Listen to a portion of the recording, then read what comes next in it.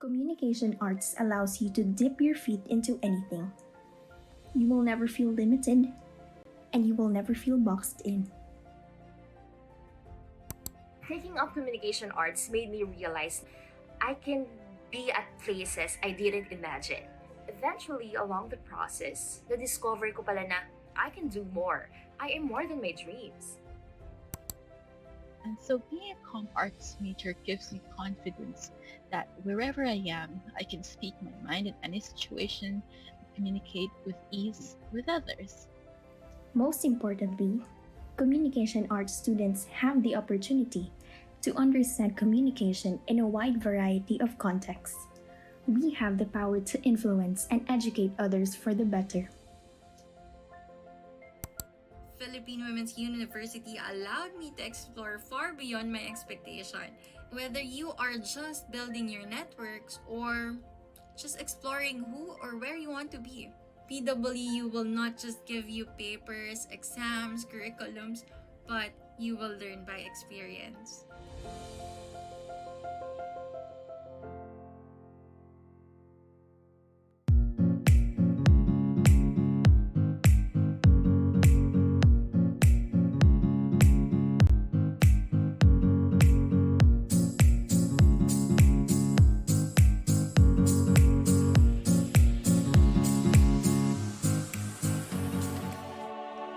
Music can never be like a loose rope when we teach it.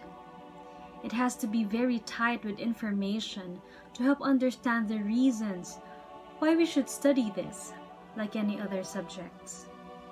We cannot just say, listen to it, but rather lead them to comprehend on the hows and whys of every music there is, to make it more meaningful and connecting. That is what I gained in my degree. Music education brought us to teach every young artists that the root is where we should always begin, to bridge the ends of knowledge and passion.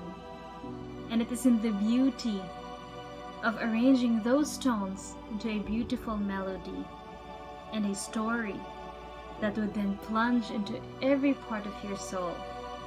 Because yes, music, albeit a creation of the mind, is still and always from the heart to your heart.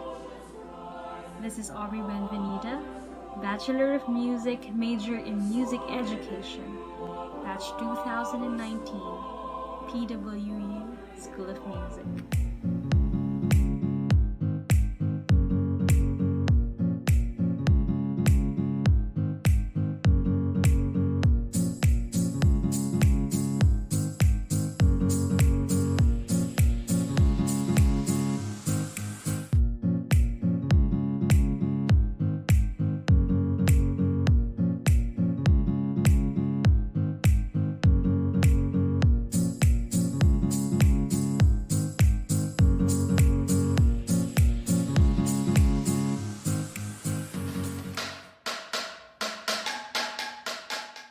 PWU Music Education provided a big boost to my teaching arsenal, as it opened up a big opportunity to render my services to teach Philippine and Asian music cultures in an exclusive institution for future women leaders. My experiences allowed me to become a reflective teacher, providing what is essential, showing how certain instruments are ought to be played, raising awareness to the state and condition of indigenous groups in the Philippines, and allow students growth through experiential and collaborative learning.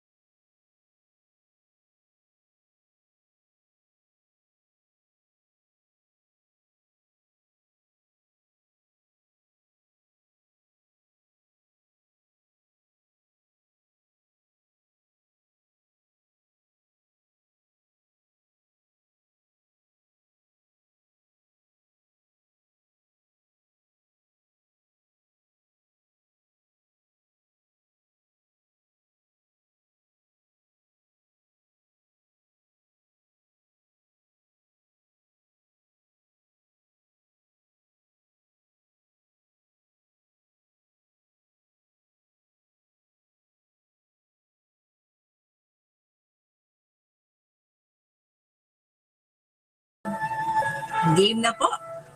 Okay. Dali lang, ma'am. Stop sharing lang ako. So maraming salamat po for coming. And magsa-stop sharing lang po ako. Because I need to switch my screen. Okay. So, all in all, 31 po tayo. And 6 out of 31 po is coming from the Multimedia Center po. So, um, 33 na. So for those who are coming in, habang inaayos ko lang po itong slides namin, kindly put your name and your department on the chat box. And si Ma'am Glenda will read those who are joining while I'm doing the PowerPoint sharing. Okay. Yes, So good Ma'am Glenda, afternoon. please do the Welcome po sa our session for today for mental health and mental well-being. Sir Alex Bolaños from SAS, from Ma'am Anna Marie Poblete, Andrew Sicanor, Angelina Blanco, Angelito Mieses, Sir Antonino Alessandro, Miss April Ann Manuel, Ma'am Arlene Rivera, Ma'am Bernaline De La Cruz, Sir Cromwell Cabalu, Ma'am Edna Lugartos, Sir Frankie Solamidio, Ma'am Jereen Magdamit, Sir Marco Benitez, Sir Marco Alfredo Benitez, Ma'am Maricel Condino, Ma'am Terona, Ma'am Merby Pobelo, Ma'am Pamplona, Pro Multimedia, Ma'am Rochelle Laron, Ma'am Ruth, Ma'am Susie Benitez, and Ma'am Senaida Kilakil. Thank you po for joining. Okay po. So, wait lang, Ma'am Glenda. Medyo nag-glitch ako. Cancel. All right. So for this afternoon, we have Dr. Lina Laigo of the Institute of Family Life.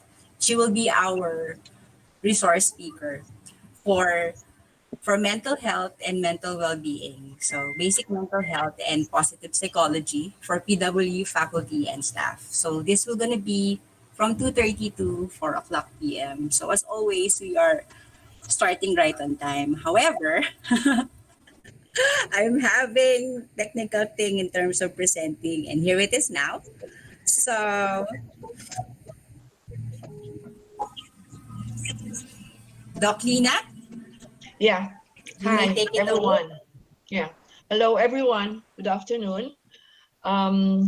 This is going to be our first kind of seminar in our Kamustahan. And I'm just glad that we have this channel or this venue to be able to share something good for everyone as well. This afternoon, we shall discuss mental health and mental well-being. It's actually an interesting topic, especially during this time of pandemic. My objectives actually this afternoon is to make you better appreciate mental health and mental well-being. And secondly, I hope to change your perspective about mental illness or mental disorders, and thereby reduce the discrimination that people have on those with mental illness. A lot of people still have a lot of misconceptions about mental illness, and I hope that my presentation will give you a better understanding of mental health and mental disorders. These are just some of the labels that people use to tag people with mental illness. One sign of discrimination actually that many people have, no?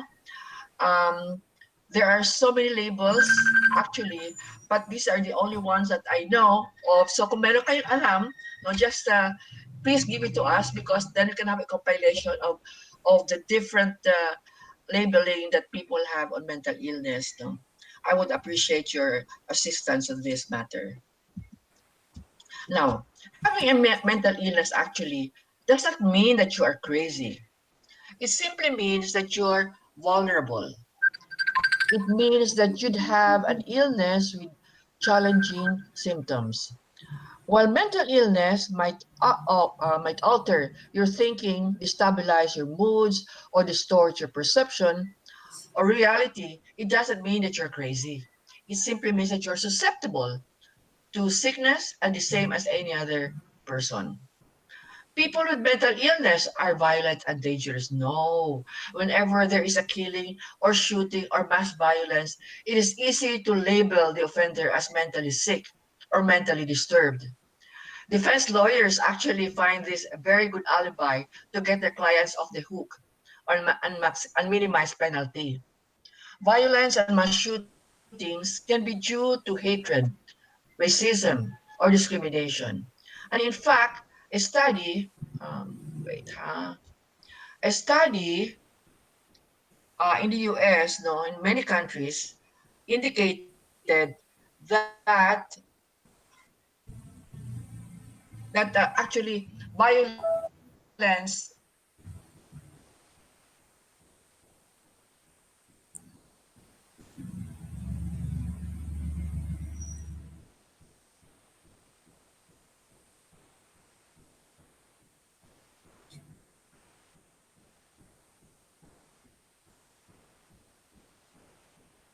is caused actually of 2019 mandates that corporations should install mental health programs for their employees in the company. So that's good because we got that law passed only last year. Okay, so how does the foreign mental health potential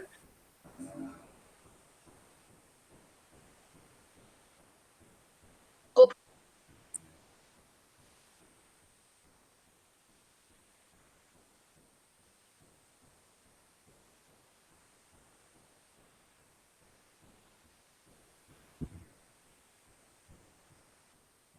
with the normal? So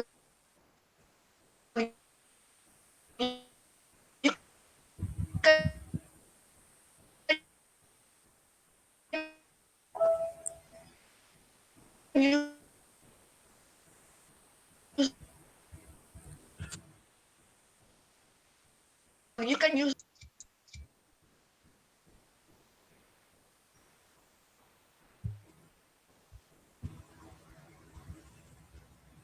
Okay. Doc Lina. Ma'am, nawala ka. Yes, ma'am. Doc Lina, nawala po kayo?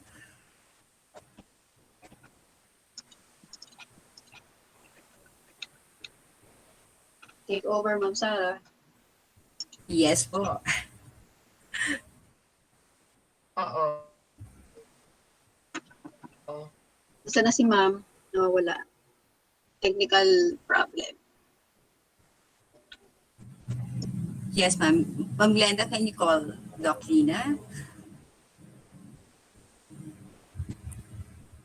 So as she was saying, there are, for those who just came in, so we started by Doc Lina sharing about mental health and mental well-being.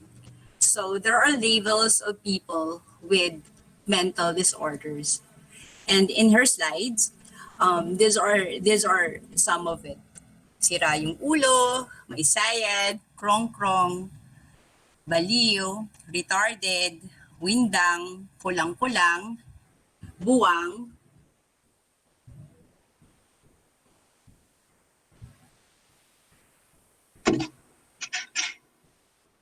may katok ang utak, and some more. So kanina po, Doc Lina is asking, ano pa ba ang naisip nyo na label for people with mental disorders? While we are trying to recall back Doc Lina, so let me just read the slide so that we will not have a dead air. So if you have some labeling names pa po na you'd know and you'd like to share or hear po, you can write it on the chat box. Ano ba yung label ng people na meron when it comes to understanding this mental health disorder? So these are some that was captured. And she was saying about myths about mental illness. Of having a mental illness means you're crazy. People with mental illness are violent and dangerous. A person with mental illness cannot keep a steady job or and World Health Organization, by definition, it states that it is a state of well-being where one is able to realize his or her full potential, cope with stresses of life, work productively, fruitfully, and contribute to his her community. So while we're waiting for Doc Lina, I would like to to invite our participants, our 39 participants this afternoon. If you could write labels that you heard of people suffering from mental illness, ano na po ba yung pwedeng maidagdag muna natin dito? So balikan po muna natin to habang hinihintay natin makabalik si Doc Lina. From these words, raulo, may sayad, krong-krong, baliw, retarded, windang, kulang-kulang, buwang-buwang, may katok ang utak. Ano pa po yung latest that you are hearing, especially with the millennials, especially with your students? You can write your answer on the chat box po. Or if you'd like also, you can unmute your mic and then share a bit of your experience in terms of this labeling people with mental health disorder. Medyo nagka-problema lang si Doc Lina. Okay, one is nawawala sa sarili. Another is may tililing from Cromwell Caballo. From Ma'am Glenda is nawawala sa sarili. Ano pa po ba ang what you have heard of, ayan, experience? Lalo na po sa mga teacher, ano na po ba yung tawag ng mga bata natin ngayon in terms of labeling people with mental health disorder? Oh, thank you. From Bernalyn de la Cruz, sabi niya, paranoid, may saltik, naansya, praning, may amat from Myla Pamplona. From April Manuel, possess or nasapian. Ito po. So thank you po for adding up. And then kay Merby Pueblo, tuning-tuning, ulol, abnormal, basag ang pula. Kay Edna, sabi rin dito, lutang. So yeah, opo, narinig ko rin yung lutang. Okay, so Ma'am Glenda, kindly call on Doc Lina so that we will know kung kamusta na po siya. Yes po, please. pinapapasok na ulit. Okay, thank you. Ayun na, bumalik na po. Okay, so... Welcome back. All right. Welcome back, Ma'am Laigo. Welcome back, Ma'am Laigo. Okay. Ganito po talaga pag live and ganito po talaga kapag ito yung discussion. Minsan, nagkakaroon tayo ng mental distress pagdating sa mga technical glitches, unstable internet. Ayan po. So, but then we will survive this. Si Ma'am Laigo. Yes, ma'am. Oo nga. Kailangan siya yung mag-unmute sa kanyang sarili. Ma'am. Doc Laigo, naka-mute ka daw po. Paki-unmute yourself. Thank you. I cannot control it from my end, ma'am. Alright, so you can continue to write on po sa chat box kung ano pa yung meron. Okay, so Doc Laigo.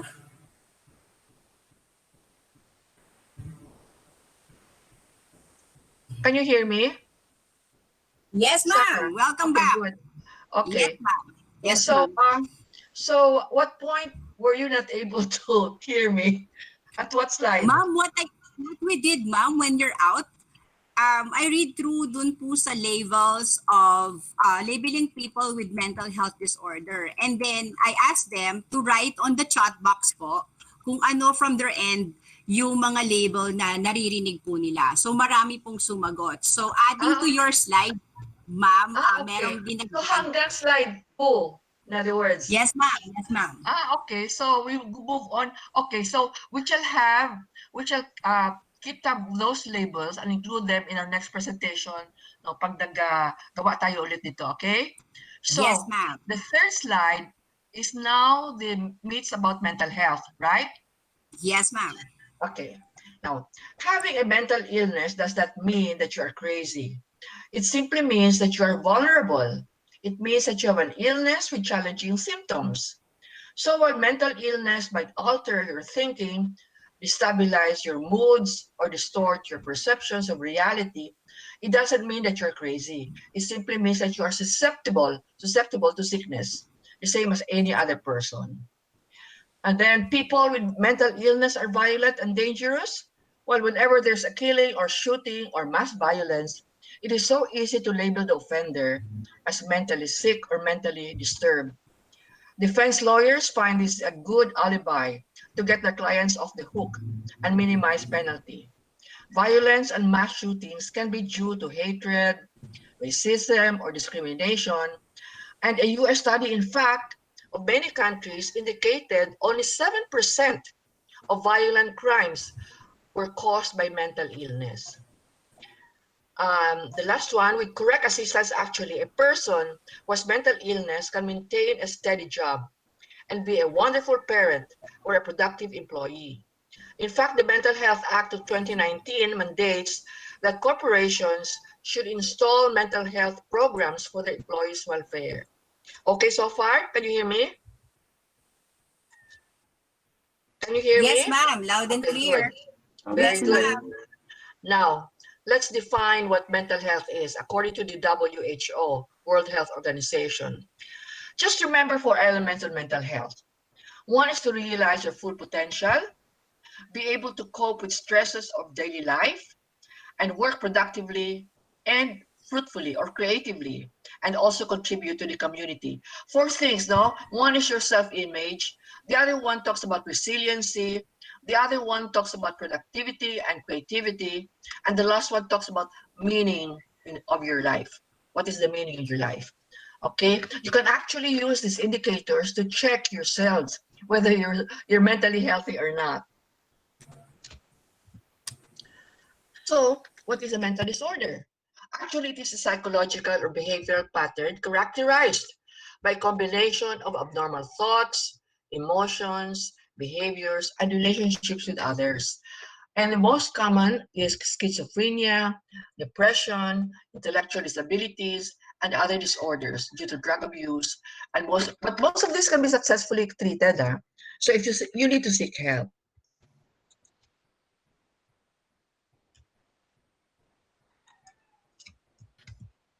And what are the causes of mental disorders? First, you have the biological factors. Mental illness is not inherited, but you inherit the predisposition. However, given a healthy and wholesome environment, you won't develop mental illness. And then poor nutrition. Some chronic physical conditions can cause high blood sugar levels and disrupt the circulation of blood, which can impact brain function. So people living with chronic physical conditions often experience also emotional stress and chronic pain, which can lead to depression and anxiety. So eat well, eat healthy. The study reveals that a link between certain diets and their impact on mental health indicates that poor diet play a big role in worsening mood disorders such as anxiety and depression. Okay, so be more careful. And of course, we have the psychological factors, which is emotional trauma, which includes violence or abuse, death of a loved one, financial crisis, or major changes in life status. And then, of course, the inability to adjust or cope with the difficulties in life. Those are the psychological factors. In 2015, First Lady Michelle Obama, together with the American Psychological Association, launched a mental health campaign to convince Americans who are troubled with the mental illness to seek help. No? And ang sinasabi nila, the change in mental health, there are certain signs. One is the change in personality. If someone is acting like a different person or unlike his usual self, no? And then the other one is uncharacteristic anxiety, anger, or moodiness, like severe and persistent changes in emotions should be a cause for alarm. And then, of course, social withdrawal and isolation. Maayaw mo na pag, sa mga tao, spending too much time alone, canceling social engagements, withdrawal, and all of that, no? The other one is lack of self-care.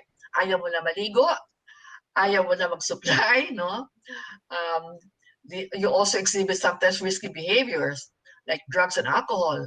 And of course, a feeling of helplessness or feeling overwhelmed that nothing matters, nothing, there's no help coming at all. So talagang helpless ka and hopeless. But there are also other warning signs like eating or sleeping too much or too little, feeling numb or like nothing matters, and feeling unusually confused and thinking of harming yourself or others. This is what we have sometimes when we have among our students, yung mga nag-emo-emo, yung the slashing themselves, no? Those are signs, warning signs actually. Also disturbance in speeches, no? In speech, experiencing severe mood swings, which is causing problems in relationship, and hallucinating, like hearing voices or believing things that are not true. Now, I would like to share with you a study done only last year, in 2019. It indicates that adverse childhood experiences, or ACEs, have long-term impact on the child's life, which affects both physical and mental health in adulthood. ACEs are any traumatic experiences before age 18, which can have lasting impact on one's health. It could include domestic violence, sexual, physical, or verbal abuse, or living with families with chronic depression or mental illness. And let's listen to this. Children and adolescents who have been sexually abused, all right, 12 times more likely to engage in early sex, 9 times more likely to have early pregnancy, and 5 times more likely to commit suicide. And also children who felt unloved were 2 times more likely to smoke or use illicit drugs and have early sex and multiple partners, and 5 times more likely to commit suicide. So we have also to, for those of us who have young children in the family, we need to watch out for some of these signs, no? So that we can seek help early on. Now, the more ACEs is experienced, the higher the risk of suicidal tendencies in adulthood. Experiences in childhood, the higher risk of suicidal tendencies, and of course, ACEs also associated with the likelihood of developing illnesses in adulthood. And having gone through that, now let us take a look at the state of mental health in this country.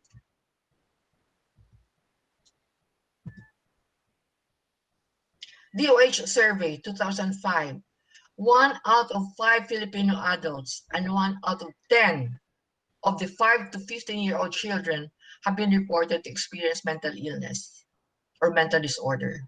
And 1 out of 5 children who are 13 to 18 years old have or will have a serious mental illness.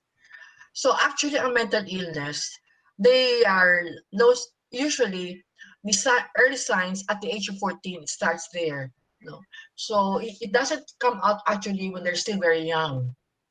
Baka behavior disorder lang yun, but when they're age 14, that's when it starts coming out.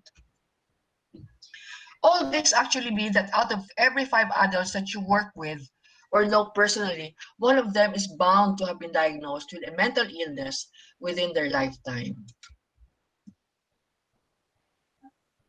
Ito pang other mental health facts. 50% of all lifetime causes of mental illness begin at age 14 and 75% by age 24. So yeah, it increases by age 24. Suicide is the third leading cause of death among the 10 to 24-year-olds, and 90% of those who died by suicide have an underlying mental illness. Ayun. Okay. But normally those who have completed suicide are mostly male.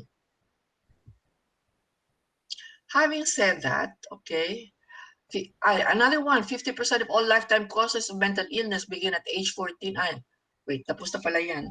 Bumalik yung ano ko. Caring now for your mental health. Let's take a look at how we can care for our mental health and mental well-being. The Philippine Psychiatric Association defined well-being as a balance of all aspects of life in the physical, emotional, social, and spiritual aspects. Okay. Mental health influences how we think, feel, and behave.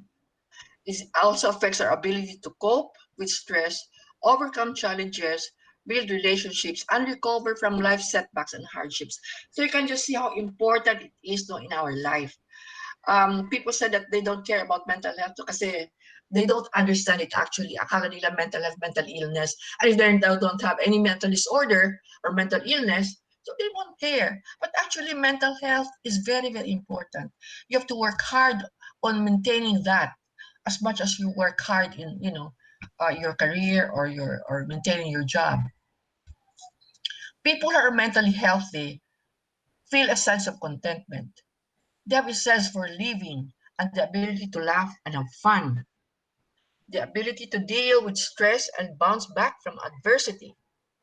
And they have a sense of meaning and purpose in both their activities and in their relationships. Actually, people who are mentally healthy have a high level of satisfaction in life. They can cope with adversity actually and lead a very meaningful life. So maybe it's time to ask also ourselves right now and reflect on whether so far we're living a meaningful life. The flexibility to learn new skills and adapt to change is still about mental well-being. This balance between work and play, rest and activity, and the ability to build and maintain fulfilling relationships. And of course, self-confidence and self-esteem is very high among people with mental health and mental well-being. I would like to introduce you to Dr. Martin Seligman. He's actually the one who introduced positive psychology. And he did introduce positive psychology when he was president of the American Psychological Association in 2008, I think. No, actually, positive psychology had been mentioned even early in the past, but it was just a very vague concept. But it was Dr. Martin Seligman who felt that psychology should not focus on dealing with the one's weaknesses, but rather dealing on the strengths of a person. That's Martin Seligman for you. And he came out with this theory of positive psychology, wherein he introduced the elements of sound mental health, positive emotion, engagement, relationship, motivation, and achievement. Simple acronym PERMA. No? And let's discuss this a little bit more. When he talks about positive emotion, actually talks about gratitude and forgiveness, savoring the moment, love, humor, and laughter. In gratitude, you count your blessings. What are we grateful for each day? We should stop grumbling and complaining. We should just count our blessings. And then you savor the moment through our senses, like looking at the flowers, smelling the fresh air, touching people that we love, embracing our loved ones, tasting and eating food that we like. So when you savor the moment, it's like if you're familiar with mindfulness, you actually are in the now and in the present and in the now moment. So when you do things, be sure that you know exactly what you're doing and not just do it blindly or take it for granted, because that's not savoring the moment. And that's not part of your well-being. That's not part of being mentally healthy. Love, love not hate, love not anger, Love makes the world go round, as they say. And then managing the mood, no? Developing a sense of humor, learning to laugh at yourself, and having fun. Just have fun. And a study we did on what makes a Filipino family resilient a few years back, no? of- I was already in women's at the time. We were able to identify three elements that makes Filipino families happy. One is being prayerful, our childlike faith in God. No? And then number two is support of family and community. And the third is our sense of humor. So that's why we are so resilient. And I hope that everybody will just remember this. Our sense of humor. Also learning how to laugh at yourself. No? And of course, being prayerful. We're all very religious people. And the support of our family. Without family, we're nothing. We don't have an anchor. We are rootless. So family is important. So yung tatlong yun, being prayerful, your family, and having a sense of humor. Buhay ka na. You will survive this world. You will survive this pandemic. Okay? And now we also have to learn optimism. We have to learn to say, I can. You know, si FDR, President Ramos, before used to say, kaya natin ito. And all of us would always have our thumbs up. Kaya natin ito. And I think we can still do that now. Kaya natin. I can. Humor and laughter reduces actually stress level. It increases the level of health-enhancing hormones. So you have to remember that, no? Laughter is the best medicine. The second one is engagement. Engagement, according to Dr. Seligman, is going with the flow, being one with the music. Actually, when you are engaged in doing something that you love doing, you tend to lose track of time. Diba? So you're so absorbed in your activity that wala na. Sometimes you forget how to what to eat. No, late na pala. You know, engaging yourself in activities that you love doing would build up this kind of element. No, positive psychology. You learn mindfulness techniques such as yoga, tai chi, or meditation. And as you go about your daily activities, take time to savor every moment and appreciate being in the now and be aware of how you use your time. Spend time in nature, watching, listening, and observing what happens around you. That's part of engagement. The third one is relationship. Relationship simply refers to the many interactions that you have with other people, your partner, your family, your children, friends, office mates, and your own community. We are actually inherently social creatures, and positive relationships have a significant impact on our well-being. According to one study, workers who had poor relationship with their bosses were found to have a 25% higher risk of heart problems, and the risk increases the longer the employee works with that boss or with that manager. So pag ang ayaw niyo yung boss niyo, you better get out, otherwise you're prone to a heart disease, baka maka-stroke kayo or whatever. Okay? So relationships is very important. Meaning, here. Having meaning in your life is different for everybody. It could be a career, a cause, or an advocacy, a creative pursuit, a political cause, or a religious or spiritual belief, whatever you're passionate about. To have a sense of meaning, we need to feel that what we do is valuable and worthwhile. You know, you become involved in a cause that matters most to you. Some of us, you know, like to work with women or help children or the elderly or the disabled, any cause or something else, a political cause. Also, pwede din yan. Freedom of speech, yung mga activistas, no, they have a cause. Their cause freedom. Spend time with people that you really care about. Review your strengths also. What are you really good at or really passionate about? Because that will help in providing meaning to your life. Use your strengths for that. Think about how you could also apply this to your life, no? To mga strengths mo, and be authentic and embrace the real you. Kaya siguro hindi na ako gusto mag-dahil ng buhok ko because I'm trying to be me, simply me, white hair and all. Anyway, That's just, just to make you laugh. Okay. The last is accomplishment, actually. Accomplishment is also known as achievement, mastery, and competence. Having a sense of accomplishment means that we have reached our goals or achieved mastery over an endeavor. So, PERMA, no?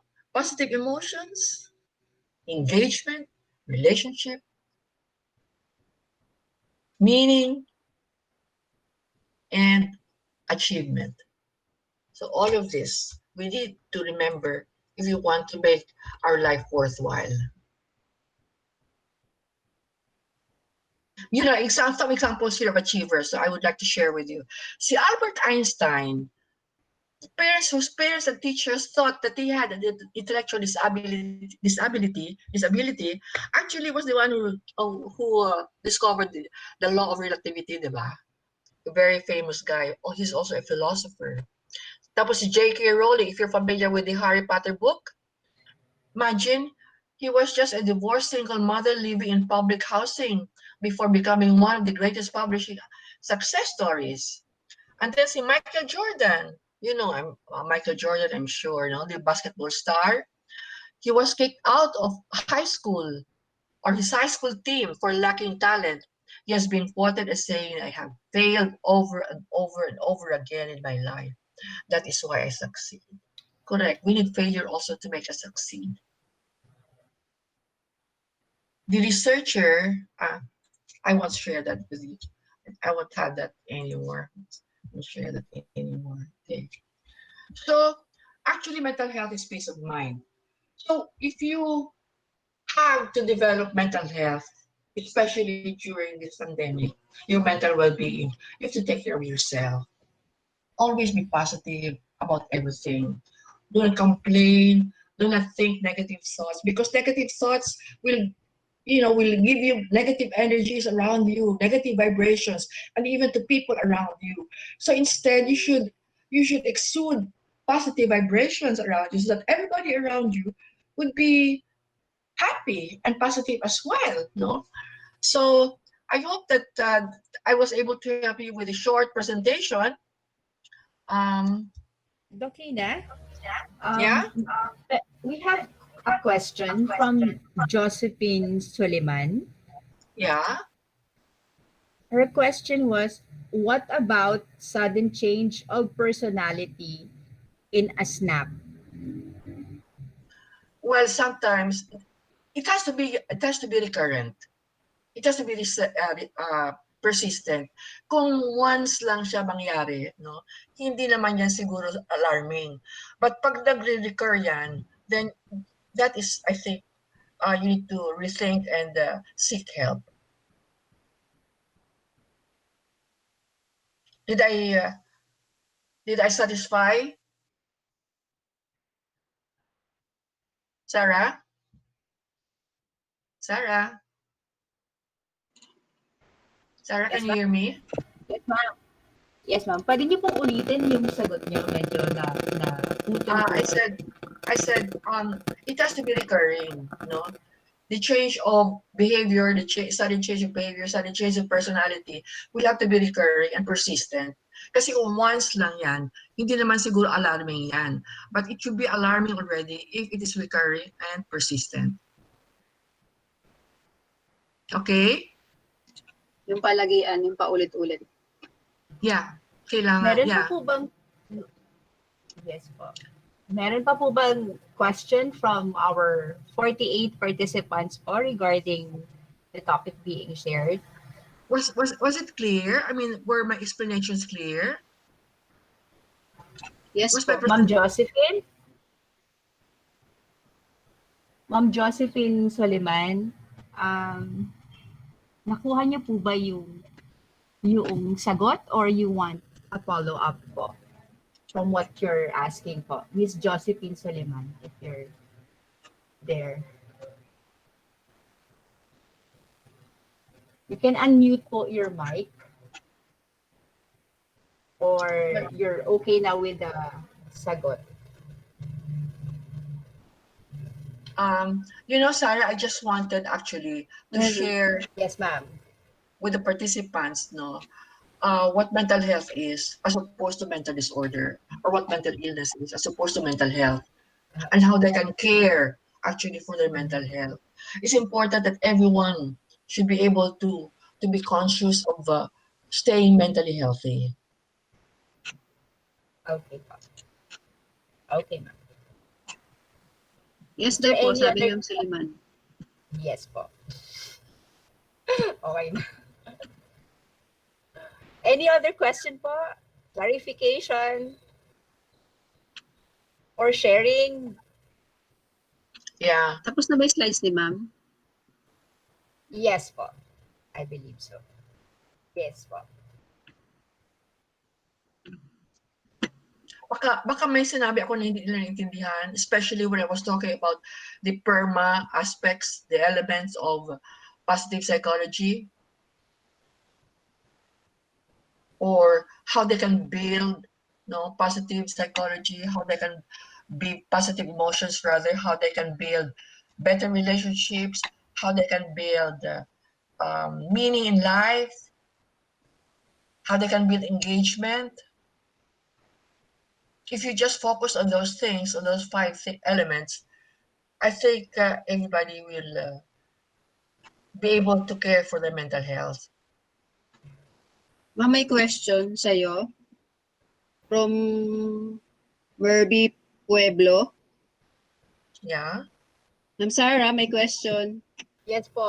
Chat Ang box. question po is, what can we do if one of our loved ones will not admit that she has mental illness?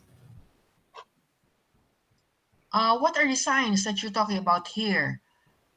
Ma'am, About how is his behavior? Sir Murphy, you can use your mic para we can hear your voice, and So it's more like a general question. so it's a miss. I'm sorry. I My see. apologies. Ah, No what problem. will you do if they refuse to admit? Yeah, if they Well, refuse to admit. the family, you have to talk to the family members. And because they may have to adjust, if the guy doesn't want to seek help, the family members will have to adjust to his behavior. Okay. Thank you. Ang hirap kasi nito is that a lot of people do not want to believe that something's wrong with them. Yun ang problema natin. Because they're afraid to seek help. Because to seek help would mean that something's wrong with them and they would be ostracized. Yun na nga ang ating misconception about mental illness. Because mental illness is just like diabetes or a cold and a flu that you need some help, some treatment, some medication. And this is what we want to change in the minds of people. That when you're feeling, if you think that you are mentally ill, don't be ashamed. Just seek help. It takes courage to seek help, no. But you're also helping. You're also helping diminish or abolish that discriminatory or the stigma aspect of mental illness. And this is what we want, because we don't want the stigma to stay on. We have to change the perception of people about mental illness. Thank you. Did I get, Yeah. were you satisfied with the answer? I'm satisfied, Dr. Ligo. All right. Yes, ma'am. She's satisfied, ma'am. Thank you. Thank you, Miss Murphy. Sorry, In our next session, we're going to have a speaker who will talk about moral ethics, and character building, and it has something to do also with, having a flourishing and meaningful life. What makes up a character? What makes up the person in order to have a more meaningful life? And I hope that we can learn a lot from Mr. Rantoy, who's going to be our speaker in sometime December 4 and 5, I think, 2 days, building character and moral ethics. Nag-una na ako, Sarah. Nag-plug na ako for our next session. Yes, ma'am. That's good, ma'am. That's perfect. Because we want to make sure that everybody, that when we have this seminar, it will be a kind of a sequential topic kind of thing. Like Yes. last time we had kindness and we moved on to compassion. And now compassion, we now are into mental health and well-being. So this mental health and well-being will probably last a little bit longer, no? Because there's so much to discuss actually. What I gave you is just the basics of mental health and mental well-being. But Yes, there's so ma'am. much to discuss actually in this aspect. There's another question from Miss Olivia Celeste Villapuerte. Is sociopathic person a mentally challenged person? A what? Is a sociopathic person a mentally challenged person? A sociopath is a sociopath. Yeah, there's something wrong with him. Not only is he Yes. mentally, but Is it a well, curable when you have a mental sociopath, affliction? Is it curable? I mean, is can a actually, sociopath be made normal? pag sociopath siguro, no? If you're aware that he's a sociopath and if he seeks therapy, I think behavior modification might work. But it also needs a lot of mind changing concepts and therapy that he need. Cognitive behavior natin therapy may also work on him. But you know, some sociopaths are very, very famous and very successful in life. That's why sinasabi nila, a mentally ill person cannot be successful or cannot have a good job. Some sociopaths are very successful. Thank you. That's true because they get their way. They believe in what. Yes. Yeah, but they will never believe others, but they believe in themselves. So that's what Yeah. makes them. Bilib na bilib Yeah. sa sarili. That's so true. Correct. But is that a mental? Is it a sickness? mental illness? Is It's a it? mental Yeah, disorder. It's it's a a mental disorder. disorder. Yeah. Can it be cured by counseling? Because If you it's said really, behavioral yes. change eh. But you Pero know, the behavioral change is too problem, radical. Masyadong radical ang behavioral change. yeah, the problem with sociopaths is that they think that they're the best. Yeah, yeah. And At saka they're never wrong. they Hindi will not sila. believe anybody. So it takes a They lot don't to convince the person to get help. Oh my God. Sige. Yeah, I know. It's a problem nga. May kilala ka siguro ng sociopath. I just ang hirap. Oh gosh. They will never Well, believe there's something wrong. exciting.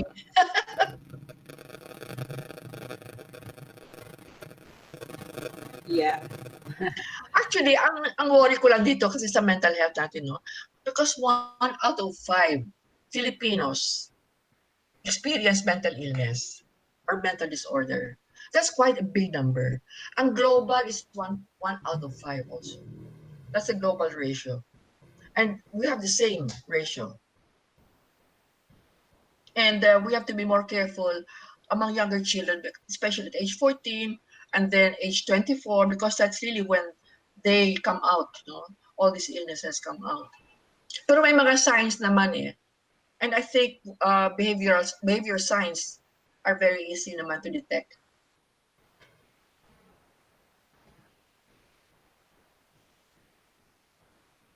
So, any other question? Yes, ma'am. Yes, ma'am. Meron pa po. I got a friend who is going through mental illness. And I also this is a sharing. This is not a question. Anyway, I'll just read it, ma'am. I got a friend. This is from Merli Pueblo. I got a friend who are going through mental illness. And I also believe they should not be stigmatized. Curious question. Is there such a thing as a hoarder complex? And is one of the warning signs for mental illness? May curious question pala siya. Is there such a thing as a hoarder complex? And Hoarder? is one hoarder. H-O-A-R. Hoarder, ma'am. Hoard. Nag-hoard. Hoarder complex. Hoard. Okay. Yes, ma'am. It's just when you hoard, yeah, it's a complex. It can be a problem, but I don't think it's a mental illness. When you want to hoard, it can be how old is a child, or is this an adult? Kasi it can also have it's beginnings from childhood, yung deprivation, kaya you hoard and hoard and hoard. Ma'am, she You know? said adult po. Adult, yeah, it can have the beginnings from a childhood deprivation. Because hoarding is a behavior that you develop through the years. So kung masyado ka deprived when you were a child, you may have a tendency to hoard. Makes you more secure, no? Pag nag-hoard ka, especially if you hoard food, because probably you had very little food when you were growing up, no? So now, mga ganyan, complex lang yan. It's just a behavioral, problem. So behavioral, ma'am, hindi naman mental illness, no? Yes, ma'am. It could become a mental illness kung if for instance if the person becomes dysfunctional and affects his relationships with other people. Yung mga away na siya pag kinukuha yung kanyang na-hoard, no? It becomes violent.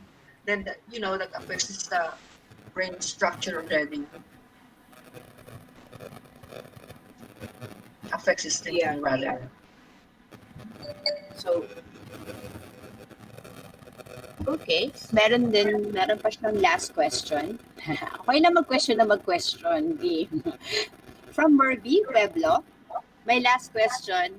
In first world countries, employees can cite mental illness as a reason for sick leave and is becoming socially acceptable. Can this happen in our country? Mental illness actually is already part of our PhilHealth item that they can pay for. So yes, it's already accepted, but you have to have a certification from a psychiatrist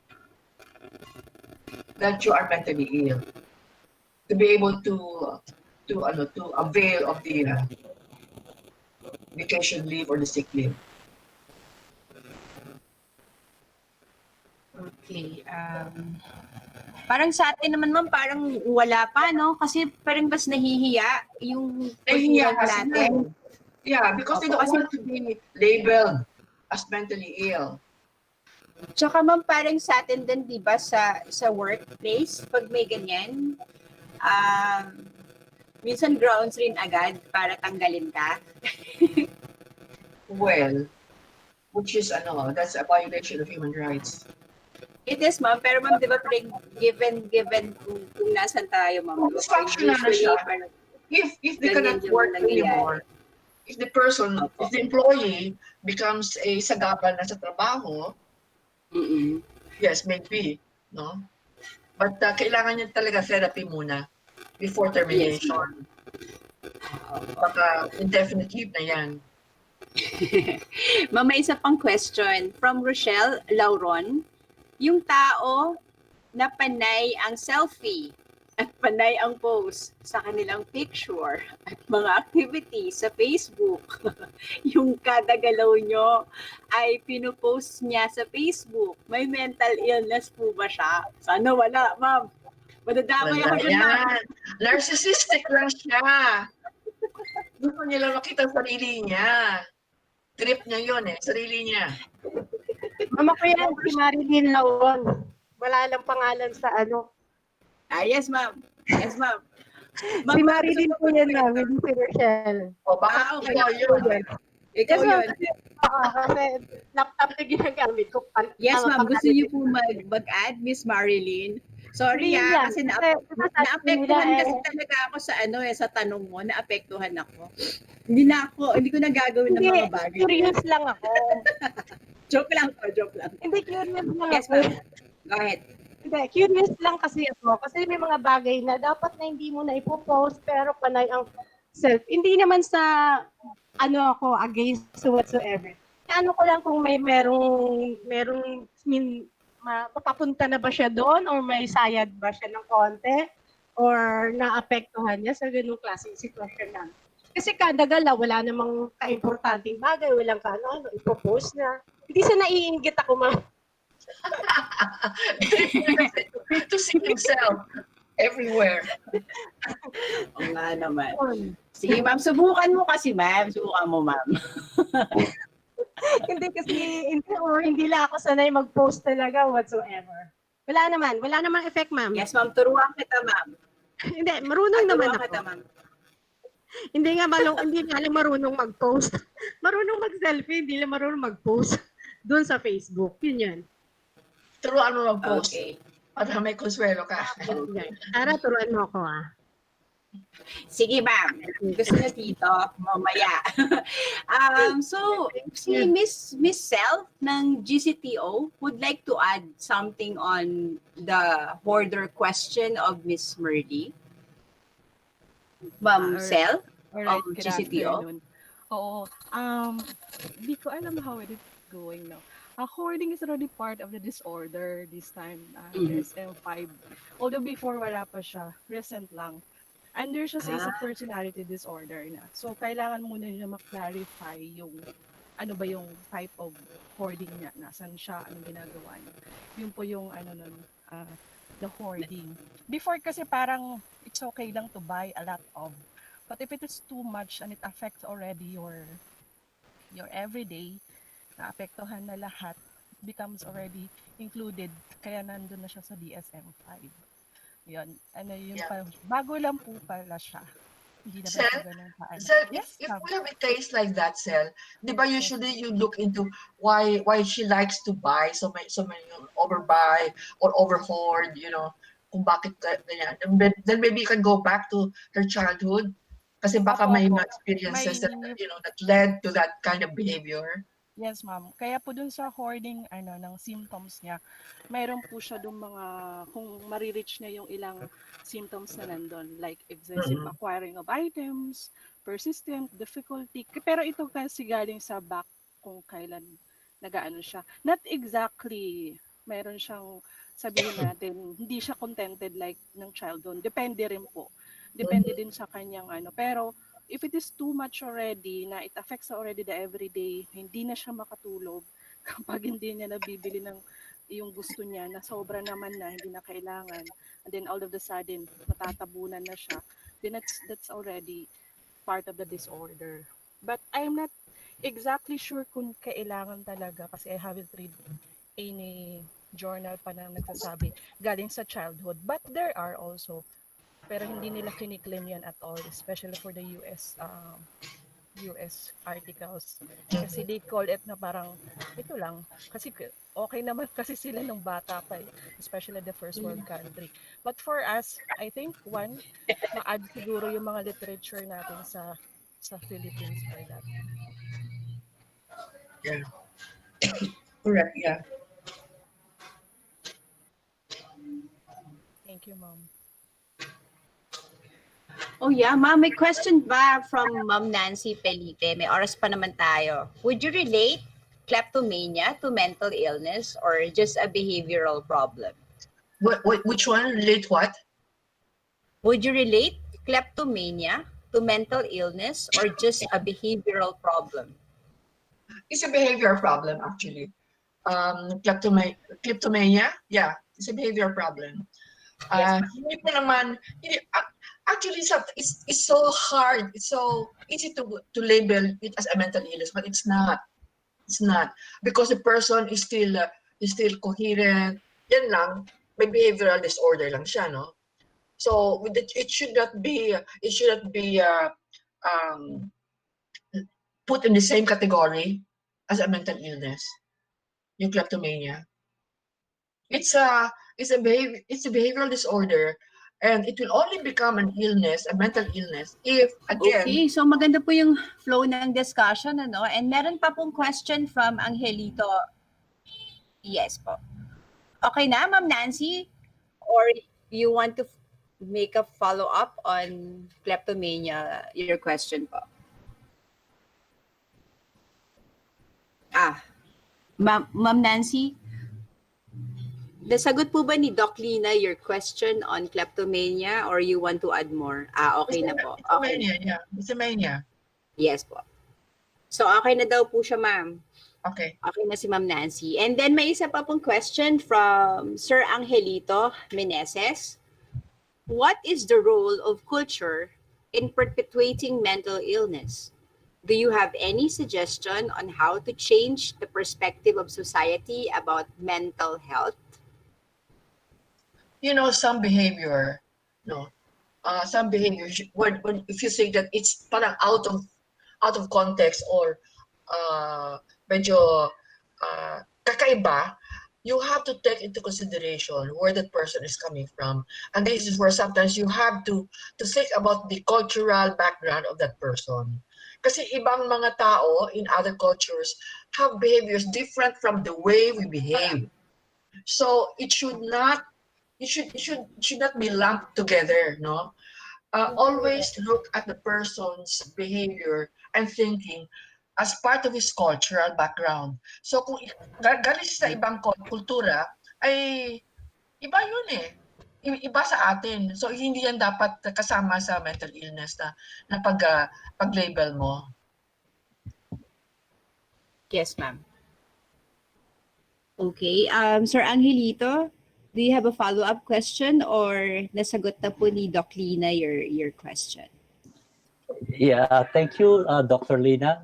But I think the next question is that, do you have any suggestions on how to change perspective of society about mental health? We know that if you are coming from a medical perspective, ang mental illness ay they see it as a sakit, di ba? Disease.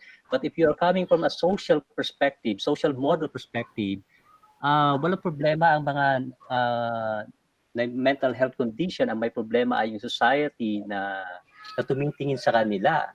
They are the ones who are actually building barriers sa mga may mental health issues. So the question is that, because I'm coming from social work perspective, the social perspective. So do you have any suggestions on how we can change the perspective of society? Like, for instance, how can we eradicate the stigma? How can we include the concept of inclusive development with those people who are in mental health condition? So that's my question, Dr. Lina. Actually, a question mo actually would be all about the information, education, communication component of mental health. Society feels like that because they don't know enough about mental illness, about mental health. So, ang kanilang alam lang ay may katok ka sa ulo or may buang ka or whatever. So, kaagad may discrimination, kaagad that person is going to be ostracized, no? May stigma kaagad na involved. So, ang kulang talaga kasi sa understanding. That's why I was hoping, itong ginagawa namin, including sa Philippine Mental Health Association, what we're doing actually right now is to inform the public a little bit more about mental health. You know, the Mental Health Act natin, it took 2 decades, 20 years in Congress before it became enacted. So even them, sa Kongreso mismo, that the change of minds, of perspectives, had to happen before change can happen. So in like manner, a society to take time before we can change the minds, the mental state of our society in terms of mental health. They have to believe, first of all, they have to understand what it is all about. They have to know that mental illness is an illness. No, mental disorder can be cured. And it's just like any other person getting diabetes or getting cancer or heart attack or whatever, or a heart disease. Ang kwan kasi because it concerns the mind, no. That's why maybe it's so difficult for people to accept it as an illness. And that's why may kasama na it goes deep into your own self, no, pag ikaw may sakit, that there's a lot of shame attached to it. Kaya ayaw mo, ikaw mismo who's feeling that reinforces the feeling of discrimination, because you're ashamed, no? When in fact you should not. You have just have to be courageous and seek help because you need it. And society will take time for them to change their mindset about mental health. That's why we're doing this. And I think we have to do more information, education to our people, and especially to PWU, sa community natin. I hope that in some way, what we're doing can already help change the mindset of some people. Okay, thank you, Dr. Rinata. But do you think that a community-based mental health program is possible to implement? Oh yes, actually we are doing that. I sit on the board as president of the Philippine Mental Health Association, no, right now, and we have several community-based mental health programs going on. Actually, so many are in Quezon City, and then we have gone as far as Palawan and Negros and several other areas. Actually, we have what we call the community-based mental health programs. It's teaching the people at the barangay level what mental health is all about, and it's trying to identify advocates there who would carry out the program, the information campaign, identifying who need help, no, and referring them to psychiatrists and psychologists. Ang problema kasi right now, we have very few psychologists and psychiatrists in the country that will be able to help. So, medyo yun lang ang ating, the demand is a lot, no? But the supply of services is very little. So in a sense, also we're doing, because a lot of it actually is about the mindset of people, eh. So we're down to the barangay level, yes. Thank you very much. Thank you. Okay. So we can still entertain 2 to 3 more questions. So we have another one. Okay ka pa, Doc? Okay ka pa po ba? Yeah. May tanong pa po. Sure. Is the COVID pandemic be considered as post-traumatic stress disorder? If yes, how to overcome with it? Is the COVID pandemic can be considered as post-traumatic stress disorder? If yes, how to overcome with it? No, a pandemic, this COVID pandemic can cause a stress disorder if you don't know how to deal with it. So but it is not in itself a stress traumatic, what was the term that she used? Post-traumatic stress disorder. PTSD. No, Yes, it is not a PTSD. But you can have a PTSD, a post-traumatic stress disorder after this pandemic or during this pandemic because you don't know how to deal with it. It's how you deal with it actually that becomes a stress disorder. So how do you overcome it? Well, if you refer back to my presentation and do some of the things that we have identified, and also the tips that we have posted in our wellness hub, I think slowly you can help yourself. It's actually up to you on how you deal with the situation. And coping, remember that coping is one element. It's one element of mental health.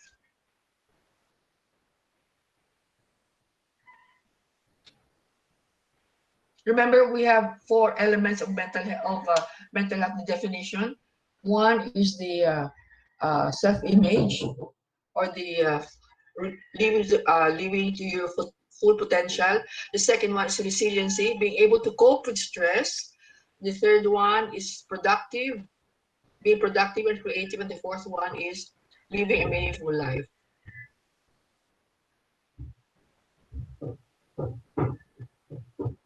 Sige, Sarah, what's the other question?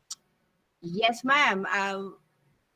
Okay na daw. Okay na po si Ma'am Edna Lugartos for the question. Another question, ma'am. Emerita M. Sornosa, is the bipolar medical condition can bring you to be a psychosis too, and do the medicine side effect can be detrimental to heart conditions? That is a question that I cannot answer as a layman. Kailangan natin doktor yan to respond to that. Yeah. You're talking about Yes. bipolar. Bipolar kasi, Bipolar medical condition. it can be cured by medicine, di ba? Yes po. Okay.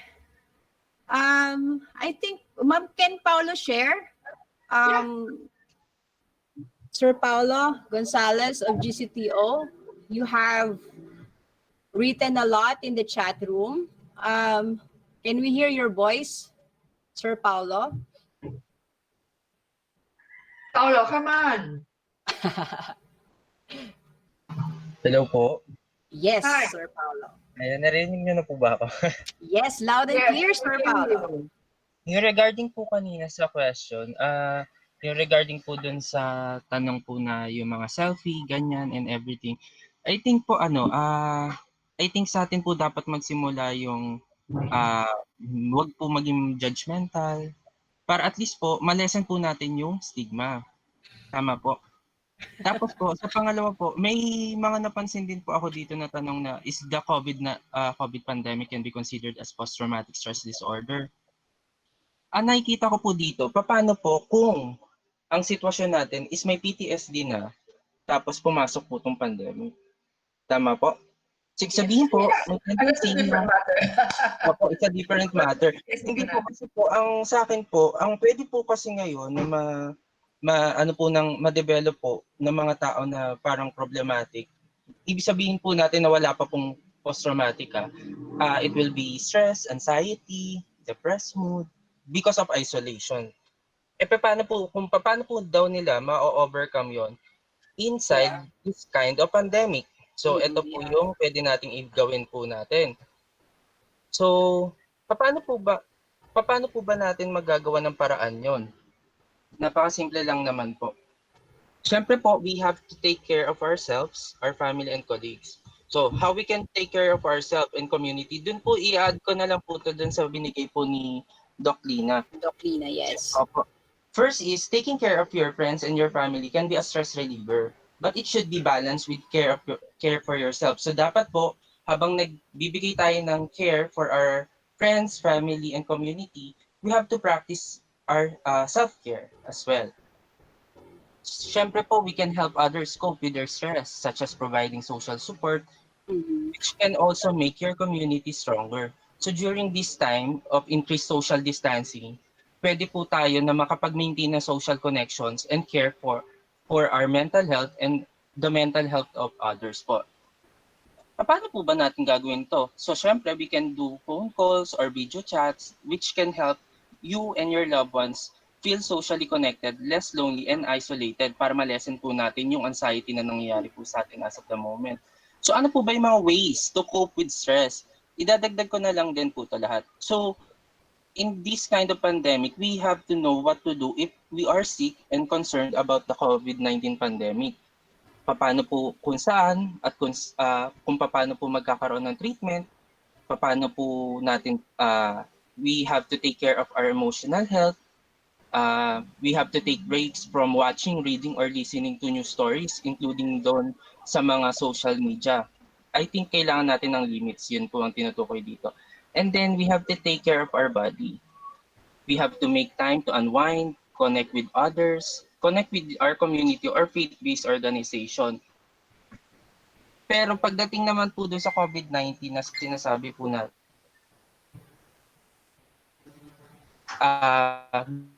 may stigma din po nakakaakibat to. Gaya po ng mental health, dito po sa stress, sa stigma and stereotyping na under po tayo sa COVID-19. Paano din po natin madidil yung stereotyping sa stigma? Kasi pwede din po natin yung mga mental health natin, yung mga mental challenge po natin ng mga individual, kasama at sakop din po sila under ng pandemic na to. Idagdag ko na po to sa lesson natin as of the moment. So, ang pwede po natin na malaman is yung fears stem from a lack of knowledge. So stereotypes and rumors can fuel stigma and discrimination, mas lalo na sa mga mentally challenged nating mga kasama. So what should we do? Facts, not fears, can help in fight against coronavirus. So pwede kasi sila maakibat dun sa pandemic as of the moment. So what can we do pa? So we have to choose our words carefully. We should avoid exaggeration and generalization. And we have to challenge myths. So as much as possible, kailangan din po natin malaman na ano po ba yung dapat. Kailangan natin i-explain calmly and politely bakit hindi sila dapat maniwala sa myths. And I think we have to give some arguments with links to verified sources of information regarding their conditions. Tama po? And then, Yes. tama po yun, no? We have to be kind as well. So, Be kailangan kind, natin, yes. yes, we have to treat with respect and understanding those who work to continue amidst this kind of pandemic to protect your comfort, your healthy, and your safety. And then, we have to encourage people to take precautions, especially dun sa nangyayari na sa atin ngayon sa ganitong sitwasyon. So kailangan natin na sabihin sa kanila kung ano mga dapat nating gawin under this kind of pandemic. Yun lang naman po.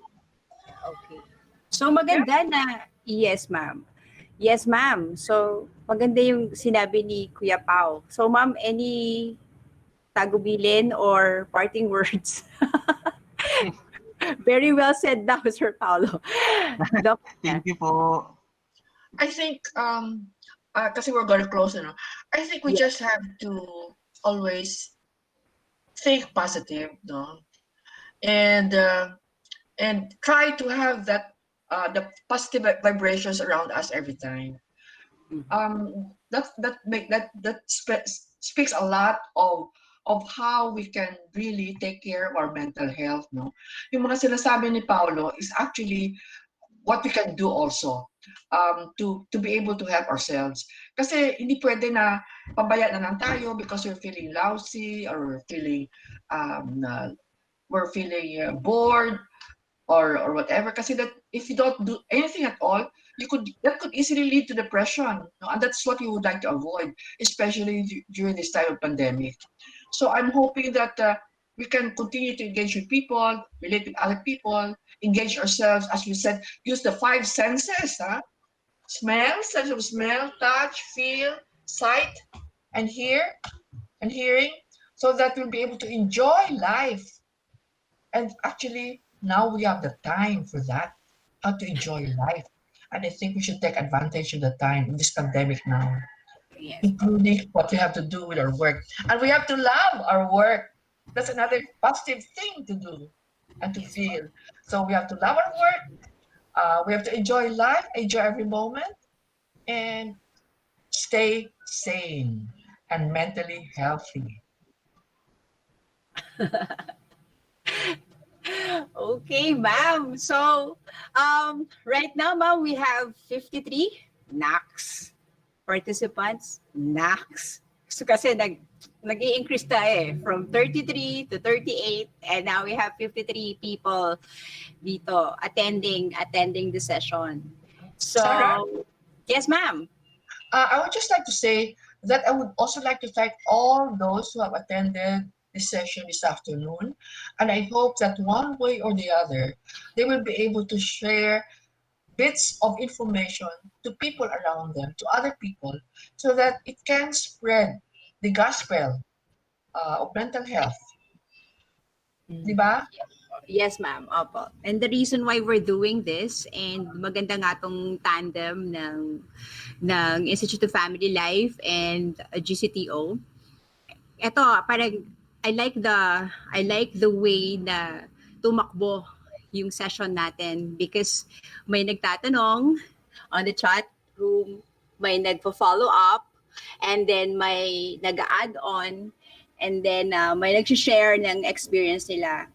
In continually doing this, parang ito yung best for us to keep ourselves mentally healthy, kasi we know na merong grupo or merong community sa PWU na makakausap natin, lalo na kung meron tayong pangangailangan in terms of people who will listen to us, people who will guide us on what to do if ever we are experiencing things na beyond our control. So sa akin mama, napaka-importante nitong elements of sound mental health, yung positive emotion, yung engagement, yung relationship, yung motivation, yung achievement. Sabi nga, talagang ang dami nating oras at panahon ngayon. Ako, in fact, sa family, talagang hindi ko pa pala kilala ganon ang parents ko, ang mga kapatid ko. So there's so much thing to do. Tapos ang dami ko pa rin palang hindi alam gawin in terms of magtanim, ID biro, yung mga planting ornamental plants, flowering plants, and then yung mga plants rin na makakain. Ganyan po. Tapos ito po, in doing this session, I get to know people from PWU, ano yung nasa isip nila, ano yung nasa puso nila, ano yung gusto nilang i-share, ano yung alinlangan nila.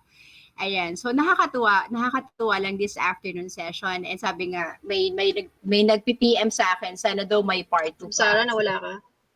So, sa sinasabi po ni Doc Lina, this is a series. Actually, we've been posting GCTO and IFLCS. May mga pinopost po kaming mga tips po nasa FB page ng PWU. I hope you will continue to look and like it and share it. And then, try nyo rin po. Actually, si Doc Lina, meron ding mga exercises na talagang nakakatulong. It's a 9 joint exercises at nasa FB po yan. So, you can utilize our social media posting kasi talagang best effort ang ating management in keeping all of us sane and making sure na meron tayong kausap, na making sure na meron makikinig sa atin at making sure na meron tayong matatakbuhan. So with that po, maraming salamat po for the 55 participants here na nag-join. So lumalaki na po yung community. And the next session, ma'am, is on the 28th po. With Doc Susie Benitez po. Si Doc Susie po will be handling civility in the workplace. So we would like you to also join us. Again, it's Dr. Susie for August 28th session. That's 3 to 4 o'clock. Okay? Thank you, Sarah. Yes, thank you, everyone. Yes po. Doc Susie, thank you. Bubbles, thank you. Thank you, everyone. Oh, you're welcome. Sorry na late lang kami nito.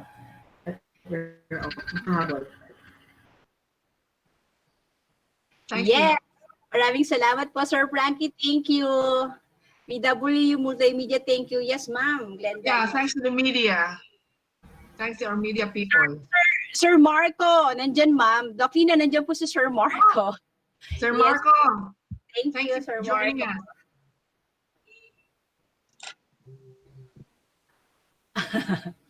Thank you, Sir Marco.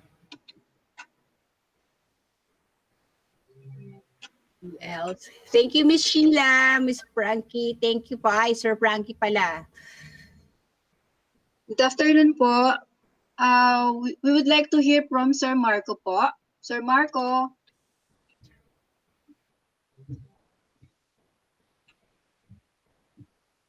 Nawala lang po si Miss Sarah. Sir Marco. Baka he left the meeting already, no?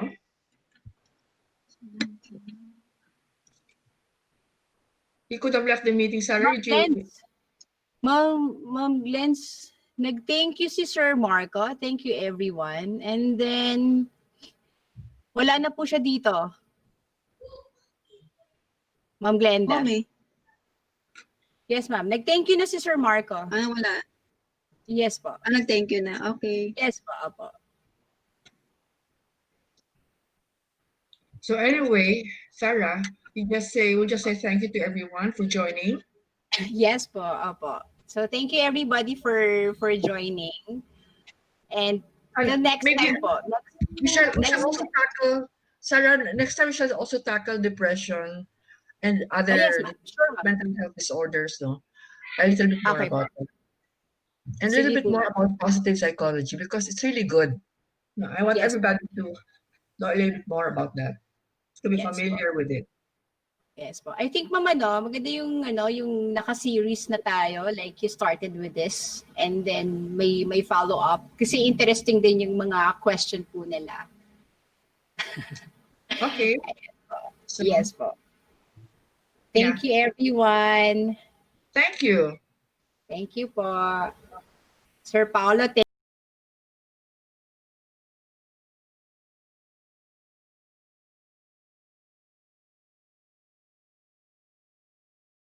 Communication arts allows you to dip your feet into anything.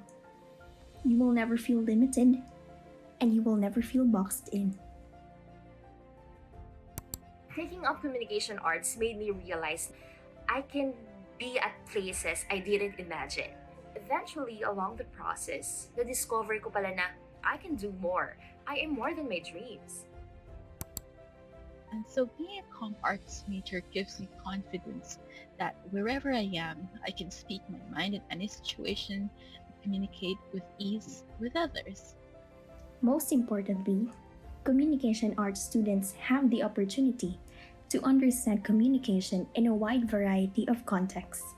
We have the power to influence and educate others for the better. Philippine Women's University allowed me to explore far beyond my expectation.